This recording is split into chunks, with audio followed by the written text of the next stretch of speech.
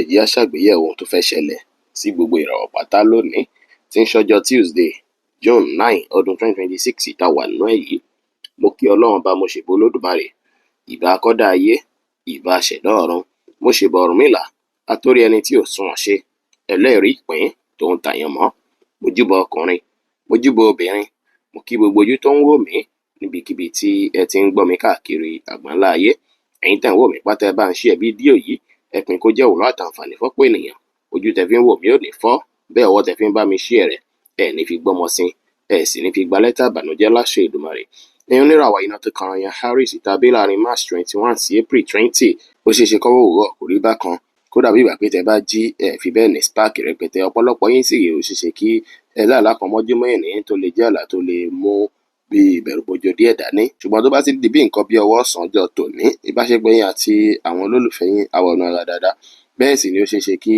àǹfààní òjijì kó wọlé látara èèyàn tó súnmọ́ yín, tàbí sọ́pọ́ọ̀tì tí ẹ ò rò kàn kó wọlé látara èèyàn tó súnmọ́ yín. Ó ṣe pé wọ́n á dúró tì yín, wọ́n á sọ́pọ́ọ̀tì yín, wọ́n á ṣe dáadáa sí yín títí dọwọ́ ìrọ̀lẹ́ mọ́ àṣálẹ́ tòní. Ọjọ́ oríire ni ó jẹ́ tó ṣe pé má gbárùkù ti àwọn tó rọ̀gbà yín ká. Àwọn kankan wà tẹ́yin fúnra yín tí wò pé báwo mo fẹ́ ṣe, ó láwọn nǹkan tí mo fẹ́ ṣe, mo fẹ́ ṣe gbọ́, mo fẹ́ ṣàwò, mo fẹ́ ṣe kòkó bàbá àṣàsùn. Jẹ́ pé fún àǹfààní ara ti yín gangan lẹ fẹ́ ṣe, fún ìdàgbàsókè ara ti yín gangan lẹ fẹ́ ṣàwọn nǹkan wọ̀nyí. Ó ṣeé ṣe lọ́jọ́ tòní kí ẹ rí ìgbárùkù ti èyí tí ẹ ń fẹ́. Lọ́wọ́ lọ́jọ́ tòní sì ó ṣeé ṣe kí ẹ ní multiple task èyí tí ẹ máa mójútó ní ọ̀rọ̀ lọ́jọ́ tòní tó lè fẹ́ kí ẹ busy díẹ̀. Ẹ rí dájú pé ẹ fálẹ̀ mọ́ nǹkan tó bá yẹ kẹ́ fálẹ̀ mọ́, kòkò tó tó àtàkòkò tó yẹ. Bẹ́ẹ̀ sì ni lọ́wọ́ òwúrọ̀ tòní ẹ rí dájú pé ẹ ṣe prayer, ẹ wá àkókò láti ṣe prayer láàárọ̀ ọjọ́ tòní. Bákan náà sì ẹ rí dájú pé ẹ béèrè ìrànlọ́wọ́ lásìkò tí ẹ bá ń wò pé bóyá ẹ nílò rẹ̀ lọ́wọ́ ẹnikẹ́ni. Ó ṣeé ṣe kẹ́ rí ìrànlọ́wọ́ àwọn èèyàn dáadáa lọ́jọ́ tòní. Iṣẹ́ á lọ dáadáa, relationship yín á lọ bó ṣe yẹ kó lọ. Ire owó náà lè wọlé fún yín lénìí pẹ̀lú. Aago 7:09 láàárọ̀ sí aago 9:15 láàárọ̀ jẹ́ àkókò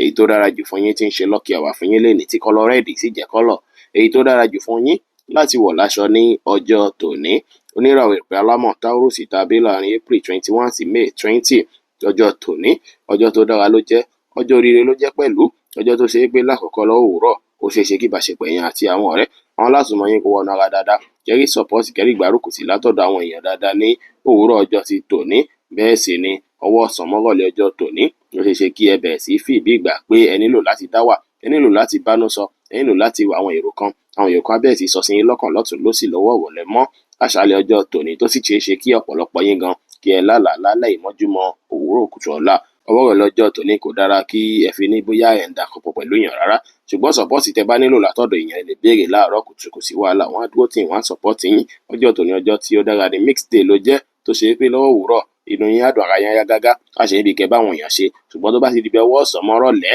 á dàbí ìgbà pé ẹ ti ń ní mood swing bákan, bí ìgbà pé òun yín kẹ́kọ̀ọ́ tí ẹ dá wà, bí ìgbà pé kẹ́ isolate ara yín ló máa rí. Ṣùgbọ́n gbogbo ẹ̀ ọjọ́ tòní á lọ bó ṣe yẹ kó lọ. Iṣẹ́ á lọ dáadáa, relationship yín á lọ bó ṣe yẹ kó lọ. Ire owó náà lè wọlé fún yín lénìí pẹ̀lú. Aago 9:15 láàárọ̀ sí aago 11 láàárọ̀ jẹ́ àkókò èyí tó dára jù fún yín tí ń ṣe lucky hour fún yín lénìí tí kọ́lọ̀ pink sì jẹ́ kọ́lọ̀ èyí tó dára jù fún yín láti wọ̀ láṣọ ní ọjọ́ tòní. Oníràwọ̀ afẹ́fẹ́ aláwàdà Gemini tàbí láàrin May 21 sí June 21 lọ́jọ́ oríire lọ́jọ́ tòní jẹ́. Lówùúrọ̀ kùtù ọjọ́ tòní tẹ́ bá jí ẹ jí ṣiṣẹ́ ni o. Á dàbí ìgbà pé iṣẹ́ mi mo fẹ́ fálẹ̀ mọ́, ẹ máa ronú lọ́nà tẹ́ fẹ́ gbé gbà láti jẹ́ kí iṣẹ́ yín lọ dáadáa, láti jẹ́ kí gbogbo ẹ lọ bó ṣe yẹ kó lọ láàyè iṣẹ́. Bọ̀ tó bá ti ń di bí ọwọ́ ọ̀sán mọ́ ìrọ̀lẹ́ ó ṣeé ṣe kí ẹ rí àwọn ìgbárùkù tì lọ́tùn lósì látọ̀dọ̀ àwọn tó ṣe pọ́rọ̀ gbà yín ká. Ẹ máa rá àǹfààní jẹ láti ara àwọn èèyàn lásìkò yìí. Kódà ọ̀pọ̀lọpọ̀ yín lè bẹ̀rẹ̀ sí rèrò bí ìgbà pé àbí ṣé kẹ́ ṣàṣàyàn ni, ṣé ni ìṣó yẹ kí n bá ṣe, ṣé ni ìṣó yẹ kí n pè padà, àbí láwájá ni kí n súnmọ́ ni, àbí tàmẹ̀dù ni kí n jìnnà sí ni. Ẹ máa fẹ́ máa ṣàṣàyàn láàrin àwọn tó ṣe pé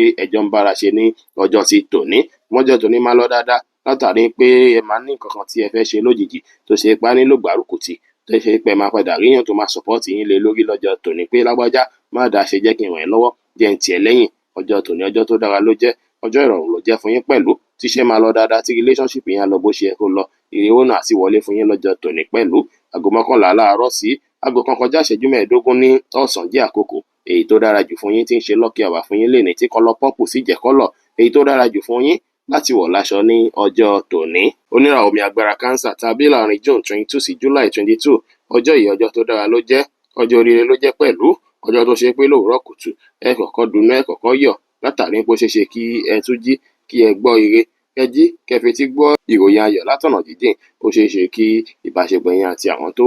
jìnnà sí yín réré kí ìbáṣepọ̀ yín wọnú ara dáadáa lọ́wọ́ òwúrọ̀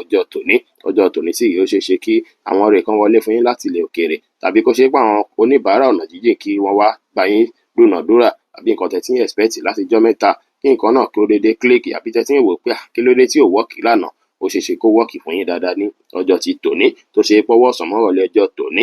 fókọ̀sì yín máa wá shift sórí pé ọ̀rọ̀ iṣẹ́ mi jẹ́ ń falẹ̀ mọ́ ọ̀rọ̀ gbèsè ayé mi jẹ́ ń falẹ̀ mọ́ àwọn iṣẹ́ yìí ó ní mo fẹ́ arrange ọ̀pọ̀lọpọ̀ nǹkan tí mo fẹ́ ṣe ó ní mo fẹ́ ṣe tó ṣe pé ẹ wà máa fókọ̀sì lórí iṣẹ́ èyí ìjọ tó ṣe pé ó dára kí ẹ fi farabalẹ̀ dáadáa kí ẹ má rush ju bó ṣe yẹ lọ ẹ gẹ̀ẹ́sẹ̀tì ara yín dáadáa ẹ plan ara yín dáadáa àwọn iṣẹ́ tó bá yẹ kẹ́ ṣe lásìkò tó tó àtàsìkò tó yẹ ẹ má fi falẹ̀ rárá ẹ má ṣàṣàyàn pé bóyá lè ní kọ́kọ́ ṣe àbí lè ní kí n pàtì àbí kí n má wulẹ̀ dáwọ́ lélẹ̀ rárá ọ̀pọ̀lọpọ̀ nǹkan bẹ́ẹ̀ lẹ́ẹ̀ máa falẹ̀ mọ́ lórí ọ̀rọ̀ kàárí ayín lórí ọ̀rọ̀ bísínẹ́sì yín òun ló máa ń mú lọ́kàn yín jù lọ́jọ́ ti tòní ṣùgbọ́n ọgbọ́n ẹ máa lọ dáadáa tó ṣe é pé ó ṣeéṣe kẹrí ṣe dáadáa ní ààyè iṣẹ́ lọ́jọ́ ti tòní kódà gan ọ̀pọ̀lọpọ̀ yín lè ṣéǹjì stáìlì bẹ́ẹ̀ ṣe ń ṣiṣẹ́ lọ́jọ́ tòní ẹ lè wò pé ọ̀nà tí mò ń gbé kéde ìgbọ́dà ipò ti wà outdated jẹ́ kí n wọ́nà mi tí màá tún gbé bàtà tún jẹ́ kí iṣẹ́ mi lọ dáadáa iṣẹ́ á lọ dáadáa lè ní relationship yẹn á lọ bó ṣe é kó lọ ìrìwó náà lè wọlé fún yín lè ní pẹ̀lú aago kan kọjá ìṣẹ́jú mẹ́ẹ̀ẹ́dógún ní ọ̀sán sí aago mẹ́ta kọjá ọgbọ̀n ìṣẹ́jú ní ọ̀sán jí àkókò èyí tó dára jù fún yín tí ń ṣe lucky hour fún yín lẹ́ni tí kọ́lọ́ wáìnì sì jẹ́ kọ́lọ̀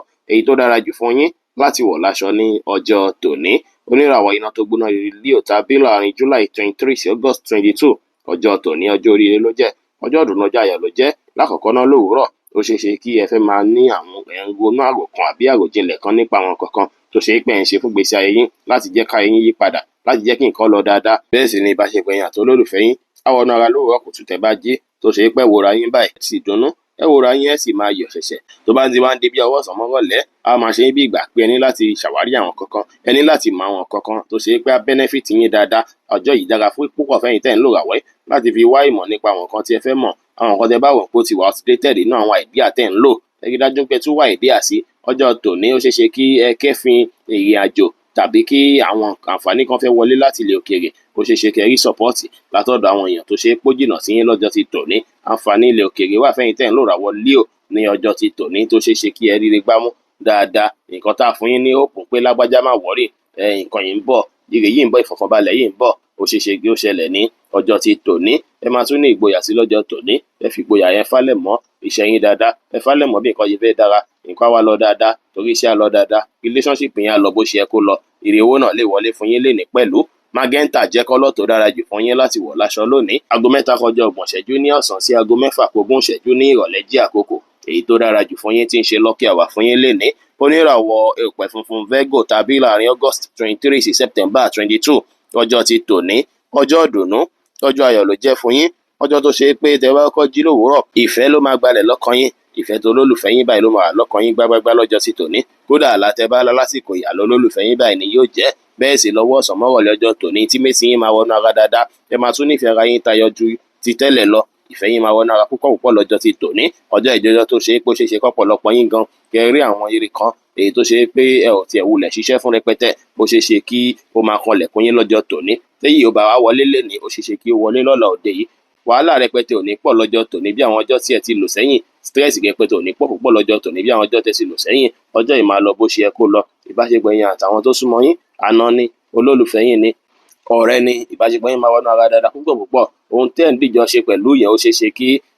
máa ní àwọn èrò méjì kan nípa rẹ̀ lọ́jọ́ ti tòní bí ìgbà pé ṣé ká tún tẹ̀síwájú pẹ̀lú nǹkan tá a jọ ń ṣe papọ̀ yìí àbí kí a pàtì àbí ká fi gíre ó ṣeé ṣe kí eléyìí wá sínú èròǹgbà ọkàn yín ní ọjọ́ ti tòní èyí dára púpọ̀ fún yín láti fi wá ronú jinlẹ̀ nípa ìgbésí ayé yín àwọn nǹkan tó bá tẹ bá wò pé kíní mo fẹ́ mu kúò kíní mo fẹ́ fi kún láti jẹ́ káyé mi dára láti jẹ́ káyé mi sunwọ̀n ẹ lè ṣe bẹ́ẹ̀ lọ́jọ́ ti tòní kò sí wàhálà iṣẹ́ á lọ bó ṣe yẹ kó lọ lénìí relationship yín gan á lọ dáadáa ire owó náà lè wọlé fún yín lénìí pẹ̀lú aago mẹ́fà kógún ìṣẹ́jú ní ìrọ̀lẹ́ sí aago méje kọjá ìṣẹ́jú márùn-ún ní àṣálẹ́ jí àkókò èyí tó dára jù fún yín tí ń ṣe lucky hour fún yín lénìí tí kọlọ rẹ́ẹ̀dì sì jẹ́ kọ́lọ̀ èyí tó dára jù fún yín láti wọ̀ láṣọ ní ọjọ́ tòní oníràwọ̀ afẹ́fẹ́ márìmí fún Libra tàbí láàrin September 23 sí October 22 ọjọ́ ti tòní ọjọ́ tó dára ló jẹ́ lówùúrọ̀ kùtù ọjọ́ tòní náà ó ṣeé ṣe kí ọ̀pọ̀lọpọ̀ yín kí ó ṣe é pé máa fẹ́ ní nǹkan tẹ́ fẹ́ bízì pẹ̀lú rẹ̀ tẹ́ fẹ́ round up ní kíákíá ní kọ́mọ́nkóbó ẹ máa gẹ̀ẹ́sẹ̀ ti ara yín ẹ máa plan ara yín láàárọ̀ ọjọ́ tòní mọ́ bí ọwọ́ ọ̀sán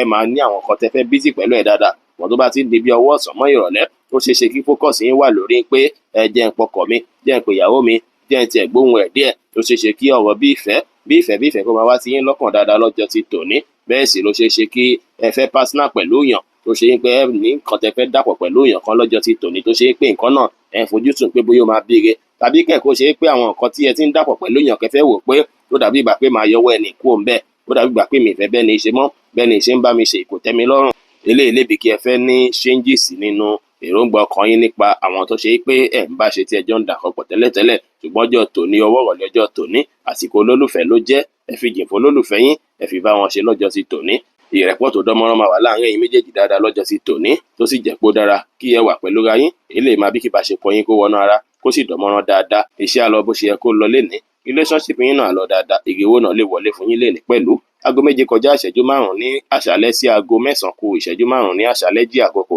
èyí tó dára jù fún yín tí ń ṣe lucky hour fún yín lénìí, tí kọ́lọ̀ rose pink sì jẹ́ kọ́lọ̀ èyí tó dára jù fún yín láti wọ̀ láṣọ ní ọjọ́ tòní. Oníràwọ̀ omi tútù Scorpio tàbí láàrin October 23 sí November 22 ọjọ́ ti tòní. Ọjọ́ ìdùnnú ló jẹ́ o, ọjọ́ ayọ̀ ló jẹ́, ṣùgbọ́n ó ṣeé ṣe kí àwọn àìlera díẹ̀díẹ̀ kó fẹ́ padà jẹyọ lọ́wọ́ ìrọ̀lẹ́ ọjọ́ tòní o, kí ẹ kíyèsára dáadáa. Lákọ̀ọ́kọ́ tẹ bá jí ọjọ́ tòní á dàbí ìgbà pé ara yín yá gágá, inú yín á dùn ṣẹ̀ṣẹ̀, bí ìgbà pé gbogbo nǹkan ti ń lọ dáadáa, bí ìgbà pé ìdùnnú àtayọ̀ jìnnà sí yín rárá, ara yín yá gágá dáadáa. Àwọn nǹkan tó tẹ́yín lọ́rùn gan láwùn yín láti ṣe lọ́jọ́ tòní, bí kẹ́ jẹ oúnjẹ tó tẹ́yín lọ́rùn, bí kẹ́ mu nǹkan tó tẹ́yín lọ́rùn, bí kẹ́ gbafẹ́, bí kẹ́ enjoy ara yín, bí kẹ́ dáwàdà. Bẹ́ẹ̀ ló máa rí lóòrọ̀ ọjọ́ tòní tẹ bá jí. Ṣùgbọ́n tó bá ti ń di bí ọwọ́ ọ̀sán mọ́ ìrọ̀lẹ́, possibility wà tó ṣe é pé ẹ máa láwọn táàsì tuntun kan tó máa wọlé fún yín, àwọn ìgbésẹ̀ tuntun kan máa fẹ́ wọlé tẹ máa fẹ́ gbé, tó ṣe é pé á fẹ́ fún yín ní stress díẹ̀, ẹ máa fẹ́ go through àwọn stress díẹ̀ lọ́jọ́ sí tòní. Ẹ̀yin tó bá dàbí ìgbà pé àìlera díẹ̀ wá ń bá fẹ́ra tẹ́lẹ̀, ó ṣeé ṣe kó bẹ́ẹ̀ sì búrẹ́kẹ́ ní ọwọ́ ọ̀sán mọ́ ìrọ̀lẹ́ ọjọ́ tòní, tó ṣe é pé á fẹ́ nílò pé kí ẹ wá láti lo oògùn sí àìlera kékeré tó bá jẹyọ fún yín lọ́jọ́ tòní. Ẹ rí dájú pé ẹ wá nǹkan lò sí ní kíákíá, kó má di nǹkan tó máa hùkù yín mọ́lẹ̀, kẹ́ kíyèsára dáadáa lọ́jọ́ tòní. Ẹ fọgbọ́n ṣe fẹ̀lẹ̀ ṣe, ẹ má procrastinate. Ẹ rí dájú pé ẹ plan kẹ́ tó ṣe nǹkan, ẹ má wulẹ̀ kò gìrì ṣe nǹkan rárá, kó má jẹ́ pé nǹkan tẹ́ ẹ̀ ń ṣe yẹn á padà bí regret àbí mistake máa lọ wáyé ń bẹ̀. Kẹ́ kíyèsára, iṣẹ́ á lọ dáadáa, relationship yẹn á lọ bó ṣe yẹ kó lọ, ire owó náà lè wọlé fún yín lénìí pẹ̀lú. Aago 9 kù ìṣẹ́jú 5 ní àṣálẹ́ sí aago 11 kù ìṣẹ́jú 10 ní àṣálẹ́ jí àkókò èyí tó dára jù fún yín tí ń ṣe lucky hour fún yín lénìí, tí kọ́lọ̀ wáìnì sì jẹ́ kọ́lọ̀ èyí tó dára jù fún yín láti wọ̀ láṣọ ní ọjọ́ tòní. Oníràwọ̀ inú àtùpà Sagittarius tàbí láàrin November 23 sí December 22 ọjọ́ yìí ọjọ́ ayọ̀ ló jẹ́, ọjọ́ yìí ọjọ́ ìdùnnú ló jẹ́, ọjọ́ tó ṣe é pé lóòrọ̀ tẹ bá jí á dàbí ìgbà pé ọ̀rọ̀ ilé, ọ̀rọ̀ fámìlì yín èyí tó ṣe é pé bóyá ẹ ti yanjú láti jọ́ yóò ṣe ṣe kó jẹ́ pé ẹ máa yanjú àwọn ọ̀rọ̀ kan nu fámìlì, àbí kó ṣe pé ẹ máa ṣàwọn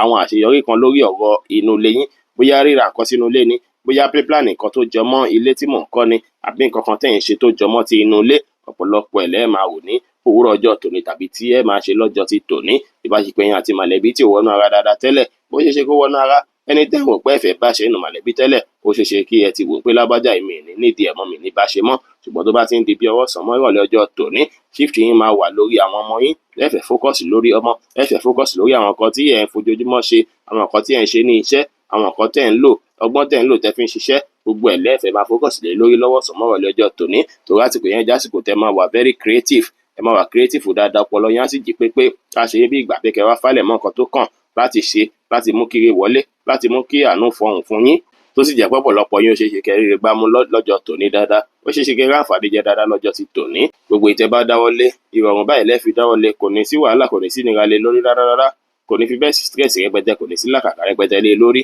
Gbogbo ìtẹ́ bá sì ń dáwọ́lé báyìí, àṣeyọrí lẹ máa ṣe lórí ẹ̀ lọ́jọ́ ti tòní o. Ọjọ́ tòní ọjọ́ tó dára ló jẹ́, ṣùgbọ́n kò dára fún yín láti fi bẹ̀rẹ̀ ìgbésẹ̀ tuntun rárá. Ẹ má fẹ́ ní bẹ̀rẹ̀ ìgbésẹ̀ tuntun kọ̀ọ̀ràn yẹn, ẹ fi ṣàtúnṣe lórí àwọn ìgbésẹ̀ tẹ́ ti ń gbé tẹ́lẹ̀ láti jẹ́ kó tún dára sí, láti jẹ́ kó tún rẹwà sí. Ọjọ́ tòní á lọ dáadáa, tẹ́ bá fọgbọ́n ṣe tẹ́ fẹ̀lẹ̀ ṣe, àwọn èèyàn á gba tí àwọn èèyàn á pọ́n yín lé lọ́jọ́ tòní. Iṣẹ́ á lọ dáadáa, relationship yẹn á lọ bó ṣe yẹ kó lọ, ire owó náà lè wọlé fún yín lénìí pẹ̀lú. Aago 7 ní àṣálẹ́ sí aago 9 ní àṣálẹ́ jí àkókò èyí tó dára jù fún yín tí ń ṣe lucky hour fún yín lénìí, tí kọ́lọ̀ orange sì jẹ́ kọ́lọ̀ èyí tó dára jù fún yín láti wọ̀ láṣọ ní ọjọ́ tòní. Oníràwọ̀ ìpele eruku Capricorn tàbí láàrin December 23 sí January 19 ọjọ́ yìí ọjọ́ ayọ̀ ọjọ́ ìdùnnú ló jẹ́. Lówùúrọ̀ tẹ́ bá jí, ìjíròrò máa wáyé láàrin èèyàn àti èèyàn tí ó jẹ́ bí ẹni tó súnmọ́ yín pẹ́kípẹ́kí. bóyá ará àdúgbò kan ni, bóyá èèyàn ló ṣeé ṣe kí ìfọ̀rọ̀wérọ̀ wáyé láàrin yín, ó sì ṣeé ṣe kí ẹ láwọn tó ṣe pé ẹ bá wíjọ́ dáadáa ní ọjọ́ ti tòní. Àwọn idea kan máa tún wá sọ̀kalẹ̀ sí yín lọ́pọlọ lọ́jọ́ tòní bí àwọn inspiration lórí àwọn nǹkan tẹ́ ẹ̀ ń ṣe lásìkò yìí gangan tó ṣe pé ẹ máa wò pé mo ti get bí màá ṣe ṣe, mo sì mọ idea tí màá lò, mo ti mọ bí mo fẹ́ gbéra mi gẹ̀gẹ̀ lọ́jọ́ ti tòní. Communication máa wáyé láàrin èèyàn àtàwọn èèyàn tó súnmọ́ yín dáadáa lọ́wọ́ ọjọ́ tòní. Ṣùgbọ́n tó bá ti di bí ọwọ́ ọ̀sán mọ́rọ̀lẹ́, ó ṣeé ṣe kí ẹ láwọn nǹkan kan tẹ́ fẹ́ ṣe nínú ilé gangan tá a ṣe yín bí ìgbà pé jẹ́ tiẹ̀ wá tún lè ṣe, jẹ́ tiẹ̀ wá ráyè ilé, jẹ́ tiẹ̀ wá pé mọ̀lẹ́bí kan, jẹ́ tiẹ̀ wá pé àbúrò mi kan. Ó ṣeé ṣe kí eléyìí kí ó wáyé lọ́jọ́ tòní. Ìrẹ́pọ̀ tó dánmọ́rán ó ṣeé ṣe kó padà wáyé láàrin èèyàn àti fámílì ní ọjọ́ ti tòní tó ṣe pọ́kàn yín máa fà sí fámílì. Ọ̀pọ̀lọpọ̀ yín gan lè máa rò pé ṣé kí n sì máa bá bọ̀dà Tájù ṣe àbí kí n jìnnà sí àǹtí lágbájá. Ó ṣeé ṣe kí gbogbo eléyìí kí ó fẹ́ wá sí yín lọ́kàn díẹ̀ ní ọjọ́ ti tòní. Èyí dára púpọ̀ láti fi ṣàtúnṣe àyíká yín. Àwọn nǹkan tẹ́ bá wò pé kò wulẹ̀ wúlò mọ́ àbí kò wulẹ̀ buyì kún nínú ilé yín mọ́, ẹ mú kúrò kẹ́ wá nǹkan míì ṣe sí láti jẹ́ kí ilé yín dára àti jẹ́ kí ilé yín ṣe gbàlejò. Ọ̀pọ̀lọpọ̀ yín ní ọjọ́ ti tòní ìrẹ́pọ̀ tó dánmọ́rán máa wà láàrin èèyàn àti àwọn tẹ́jọ́ ń gbélé, àwọn fámílì. Bẹ́ẹ̀ sì ni ilé yín ṣeé ṣe kí ìyípo padà wáyé lórí ẹ̀ tàbí kẹ́ máa gbèrò rẹ̀ ní ọjọ́ ti tòní. Iṣẹ́ á lọ bó ṣe yẹ kó lọ lénìí. Pàápàá ẹ̀yin tẹ́ ń ṣiṣẹ́ láti ilé, ẹ máa ríre gbámú. Ire owó náà lè wọlé fún yín lénìí. Bẹ́ẹ̀ sì ni ìbáṣepọ̀ yín àti mọ̀lẹ́bí àti olólùfẹ́ yín náà á wọnú ara dáadáa. Aago 7 ní àṣálẹ́ sí aago 8 ní àṣálẹ́ jí àkókò èyí tó dára jù fún yín tí ń ṣe lucky hour fún yín lénìí, tí kọ́lọ̀ pink sì jẹ́ kọ́lọ̀ èyí tó dára jù fún yín láti wọ̀ láṣọ ní ọjọ́ tòní. Oníràwọ̀ afẹ́fẹ́ oníbìínú Aquarius tàbí láàrin January 20 sí February 18. Ọjọ́ tòní ọjọ́ tó dára ló jẹ́, ọjọ́ tó sunwọ̀n ló jẹ́ pẹ̀lú. Àwọn nǹkan kan wà tó ṣe pé ẹ̀ ń gbà lérò nínú ọkàn yín, bóyá fún ìyípadà ni, bóyá fún dàgbàsókè ni, bóyá láti jẹ́ káyé yín dára ni, tó ṣe pé ẹ máa rí sọ́pọ́ọ̀tì èyí tẹ́ ẹ̀rọ kan látọ̀dọ̀ èèyàn lọ́jọ́ tòní tá sì mú kí inú yín dùn, tá mú kára yín yá gágá. Ṣùgbọ́n ọwọ́ ìrọ̀lẹ́ ló ṣeé ṣe kí eléyìí wáyé, ọwọ́ ìrọ̀lẹ́ ló ṣeé ṣe kó wáyé. Lówùúrọ̀ tẹ́ bá jí ná, bí àwọn nǹkan tó wà lọ́kàn yín bí bùkátà àbáwọn nǹkan tẹ́ fẹ́ mójútó, òun ló máa wà lọ́kàn yín gbágbágbá lọ́jọ́ tòní tó ṣe pé máa nílò owó fún, tó ṣe pé nílò láti ṣe, tó ṣe pé àtijọ́ mẹ́ta náà lẹ ti ń gbèrò rẹ̀. Ṣùgbọ́n lọ́wọ́ ọjọ́ tòní ó ṣeé ṣe kí ẹ ráwọn nǹkan míì ṣe ní àṣeyọrí tó ṣe pé nǹkan bí bùkátà ni tó wúwo lọ́kàn yín gbágbágbá báyìí, ó ṣeé ṣe kí ẹ rí wọn ṣe ní òwúrọ̀ ọjọ́ tòní. Wọn tó bá ti ń di bí ọwọ́ ọ̀sán mọ́ ìrọ̀lẹ́, possibility wà kò ṣe pé lórí àwọn nǹkan tẹ́ fẹ́ ṣe yẹn náà àwọn míì lè má tí ì rí ṣe láṣeyanjú tó ṣe pé máa nílò sọ́pọ́ọ̀tì.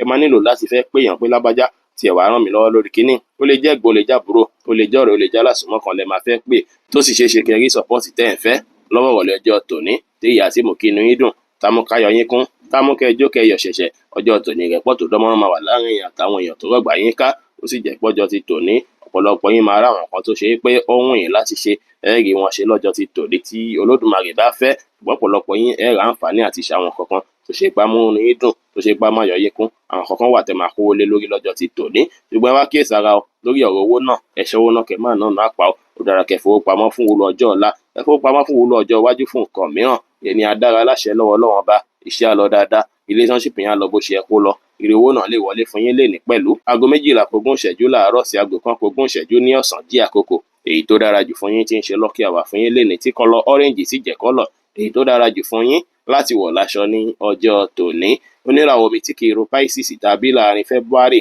19 sí March 20. Ọjọ́ tòní ọjọ́ ìdùnnú, ọjọ́ ayọ̀ ló jẹ́. Fókọ̀sì yín tẹ́lẹ̀tẹ́lẹ̀ tẹ́ bá jí bí ìgbà pé báwo mo fẹ́ ṣe ọ̀rọ̀ ara mi, báwo mo fẹ́ gbé gbà, kí tẹ́ mo lè ṣe ná tí màá fi wà òkè. Ẹ ti máa value ara yín dáadáa lọ́jọ́ tòní, ẹ máa kára yín kún bàbàrà, ẹ máa fira yín sípò ọ̀wọ̀ dáadáa lọ́jọ́ ti tòní. Bí ìgbà pé àwọn kankan wà tẹ́ ẹ fẹ́ ṣe fún dàgbàsókè ara yín tó ṣe pé ó dàbí ìgbà pé ẹ tí ì rí gẹ́ẹ̀tì dáadáa àbí ó ti ń mẹ́ẹ̀ bákan bákan. Ọjọ́ ti tòní nǹkan máa yàtọ̀ lọ́jọ́ tòní. Àwọn oore tẹ́ ẹ̀ ń fẹ́ yẹn ó ṣeé ṣe kó padà tó yín lọ́wọ́lọ́wọ́ sàn mọ́rọ̀lẹ́ ọjọ́ tòní. Ọjọ́ tòní jẹ́ ọjọ́ tó ṣe pé àkíyèsíyàn kan lẹ ti ń ṣe látijọ́ mẹ́ta tó ṣeé ṣe kẹfẹ́ kéré ẹ̀, ìyẹn fẹ́ni tó ń ṣàkíyèsíyàn nù yín. Àwọn míì wà tó ṣe pọ́n yẹ́ ìmẹ́lẹ́ tó ṣe pé ìmẹ́lẹ́ yẹn lè má bí kí nǹkan tí wọ́n ń fẹ́ lè ní kí ó fi bẹ́ẹ̀ tó wọn lọ́wọ́ torí èní ìtẹpámọ́ṣẹ́ láti jọ́ òun lẹ fẹ́ rí reward rẹ̀ lọ́jọ́ tòní o. Nǹkan tẹ́ ti ṣe sílẹ̀ òun lẹ fẹ́ jẹ ní ọjọ́ ti tòní. Ẹ rí dájú pé ẹ tẹpámọ́ iṣẹ́ lọ́jọ́ tòní. Ẹ túbọ̀ falẹ̀ mọ́ bí dàgbàsókè yìí fẹ́ dé bá gbèsè ayé yín, ó sì ṣeé ṣe kẹ́ padà rí sọ́pọ́ọ̀tì kẹ́rí gbárùkù tì ní ọjọ́ ti tòní. Sọ́pọ́ọ̀tì gan lè wáyé láti ọ̀dọ̀ àwọn tó ṣe pé wọ́n jẹ́ fámìlì fún yín lówùúrọ̀ ọjọ́ ti tòní. Fámìlì lè dúró tì yín lójijì, ẹ lè ríre lọ́jọ́ fámìlì, lójijì ẹ lè rí àánú gbà látọ̀dọ̀ fámìlì ní ọjọ́ ti tòní. Ọ̀pọ̀lọpọ̀ yín tẹ́ bá jí ìbẹ̀rùbojo lè wá sí yín lọ́kàn bóyá lórí àwọn nǹkan tẹ́ fẹ́ ṣe. Ẹ máa fi bí ìgbà pé mo ní láti ṣe gbá, mo mo ní láti ṣàwo, mo ní láti ṣe kòkó bàbá ṣáàsùn lénìí. Ṣùgbọ́n gbogbo ẹ̀ ó ṣeé ṣe kí àwọn nǹkan tí ẹ fẹ́ rí ṣe yẹn kí ó padà tó yín lọ́wọ́ ọ̀sán mọ́rọ̀lẹ́ ọjọ́ tòní, tí inú yín á dùn táyọ̀ yín á padà kún, iṣẹ́ yín á lọ bó ṣe yẹ kó lọ lénìí, relationship yín á lọ dáadáa, ire owó náà lè wọlé fún yín lénìí pẹ̀lú. Ẹ lè fi spiritual bákan lásìkò kan lọ́jọ́ tòní. Ẹ rí dájú pé ẹ wá àkókò láti ṣe prayer. Tẹ bá ṣe prayer yẹn ẹ fẹ́ fi tẹ́wọ́ gbáre ni, tẹ bá ṣe prayer yẹn ẹ fẹ́ fi tẹ́wọ́ gbàánú ni, tó ṣeé ṣe kí ire wọlé fún yín lẹ́yìn tí ẹ bá ṣe prayer lọ́jọ́ ti tòní. Aago kan kogún ìṣẹ́jú ní ọ̀sán sí aago méjì kogún ìṣẹ́jú ní ọ̀sán jí àkókò èyí tó dára jù fún yín tí ń ṣe lucky hour fún yín lénìí, tí kọ́lọ̀ brown sì jẹ́ kọ́lọ̀ èyí tó dára jù fún yín láti wọ̀ láṣọ ní ọjọ́ tòní. Bí ó ṣe jẹ́ nìyẹn fún gbogbo irúfẹ́ ìràwọ̀ méjìlá tó wà pátá. Ẹ̀yin tẹ́ ń wò mí pátá, ẹ má gbàgbé pé Ọlọ́run bo Olódùmarè nìkan lọ́ba tó ní ìmọ̀ jùlọ. Ẹ̀yin tẹ́ fẹ́ ṣèwádìí onírúurú láǹfààní àti kàn sí wa ní WhatsApp 09033897161. Ire gbogbo á jẹ́ tiwa lónìí, lọ́sẹ̀ yìí, lóṣù yìí àti ní gbogbo ọjọ́ ayé wa láṣẹ Ìdùmarè. Ire o.